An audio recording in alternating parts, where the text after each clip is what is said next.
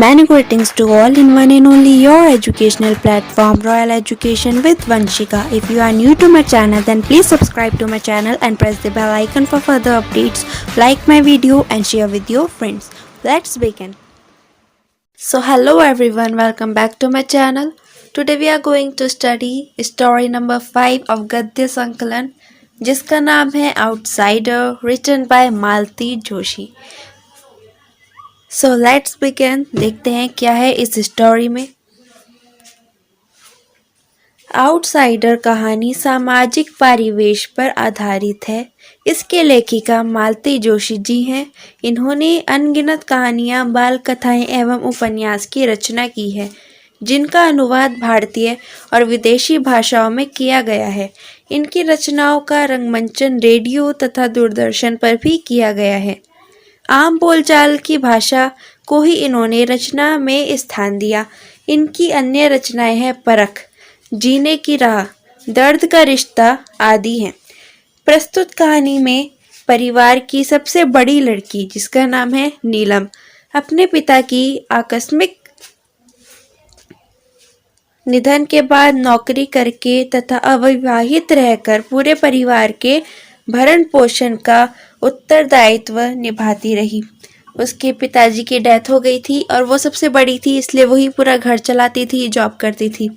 ठीक है, उसने शादी नहीं करी थी क्योंकि उसको अपना पूरा घर चलाना था. ठीक है, उसके भाई बहन उससे छोटे थे, उसने पूरा घर चलाया, उनको बड़ा किया, उनकी शादी करी. ठीक है, उसकी माँ ने भी सारा भार जो है उसी के ऊपर डाल दिया था क्योंकि वो घर की बड़ी बेटी थी, इसलिए उन्होंने शादी करने का सोचा भी नहीं था. नीलम एक कॉलेज में अध्यापन का कार्य करती थी. उसके 3 भाई हैं. सबसे बड़ा सुजीत, जिसको प्यार से जीत बुलाते थे वो लोग. मछला सुदीप, जिसको बोलते थे दीपू. और सबसे छोटा था सुमित. पूनम उसकी छोटी बहन है जिसके पति का नाम नरेश है. पूनम के पति का नाम नरेश है. सुदीप कनाडा में काम करता है. सुजीत बैंक में काम करता है और सुमित मेडिकल कर रहा है. परिवार में सबसे छोटे भाई की शादी के अवसर पर सभी एकजुट होते हैं. सबसे छोटा कौन है? सुमित. शादी हो जाने के बाद सभी मिलकर नीलम को शादी करने के लिए मनाते हैं. 45 साल की उम्र में जब नीलम को लगता है कि उसके अपने संपूर्ण जिम्मेदारियों को पूर्ण कर लिया, तब उसके दोनों भाई, उनकी बहुएं, उसकी छोटी बहन और घर का दामाद भी उन्हें शादी करने के लिए मजबूर करते हैं. नीलम जब शादी के प्रस्ताव को ठुकरा देती है तो उसे पता लगता है कि सुदीप की पत्नी सुषमा, सुदीप की पत्नी का नाम है सुषमा, से सुजीत की पत्नी अलका, और सुजीत की पत्नी है अलका, ये दोनों आपस में बातें करती हैं. अफसोस प्रकट करते हुए बड़े दुख के साथ कह रही थी, उसे मालूम था दीदी शादी करने से मना कर देंगी क्योंकि इतने दिनों तक वह घर में बॉसिंग करती रही हैं. अब ससुराल की धौस डपट सहना उनके बस की बात नहीं है. पूनम ने भी अपनी नीलम दीदी को जीवन की सच्चाई बताते हुए कहा कि दीदी तुमने इस घर को लाख इस खून से सींचा हो, पर यह घर कभी भी तुम्हारा नहीं हो सकता. तुम हमेशा इस घर के लिए आउटसाइडर ही रहोगी. अभी तुम्हारे पास नौकरी है, पर जब तुम रिटायर हो जाओगी तो तुम्हारी हैसियत इस घर में एक फालतू सामान की सी रह जाएगी. तब तुम्हें मेरी बात याद आएगी. नीलम ने अपनी छोटी बहन पूनम की बात को गंभीरता से नहीं लिया.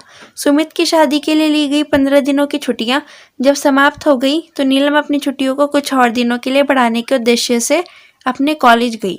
तो उसे प्रमोशन के साथ उनके ट्रांसफ़र की खबर उनके प्रिंसिपल ने दी, परंतु नीलम को अपने भाइयों के प्रेम पर पूरा भरोसा था, इसलिए उसने इस प्रमोशन और ट्रांसफ़र दोनों को ठुकरा दिया.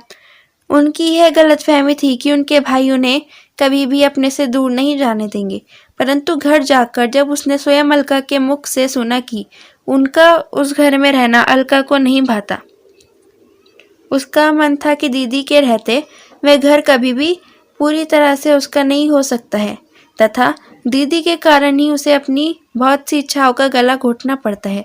नीलम को जब घर में अपनी स्थिति की सही जानकारी होती है और उसे अपनी छोटी बहन पूनम की कई बात आज समझ में आती है। नीलम एक संवेदनशील महिला थी, परंतु वह एक जुझारू स्त्री भी थी। वास्तविकता का बोध होते ही उसने परिवार से अलग होने का निश्चय किया। नीलम ने अपना प्रमोशन और ट्रांसफर दोनों स्वीकार कर लिया।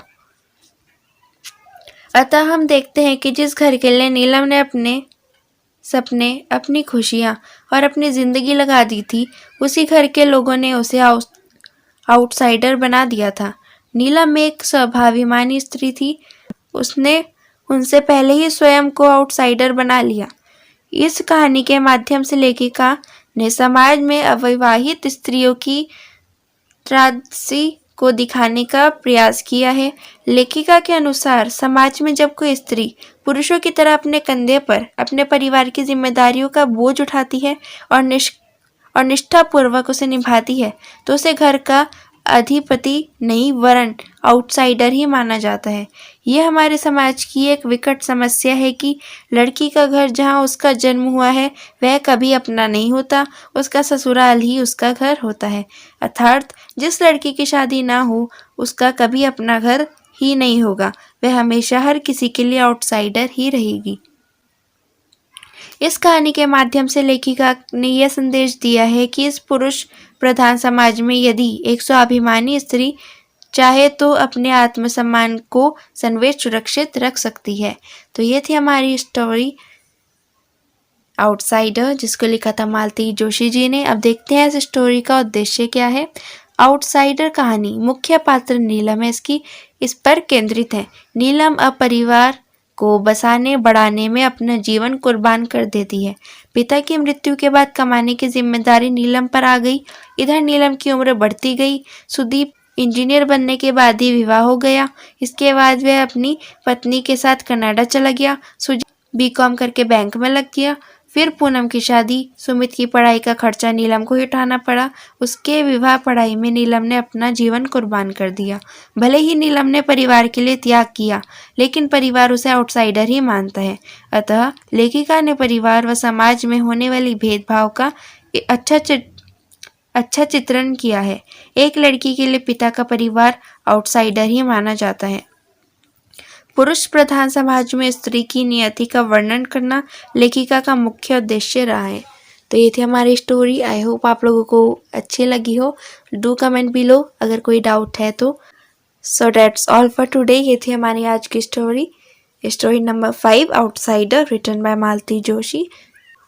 Thanks for watching. Stay tuned for more. Till then, stay tuned and stay safe. Keep studying. Thank you so much.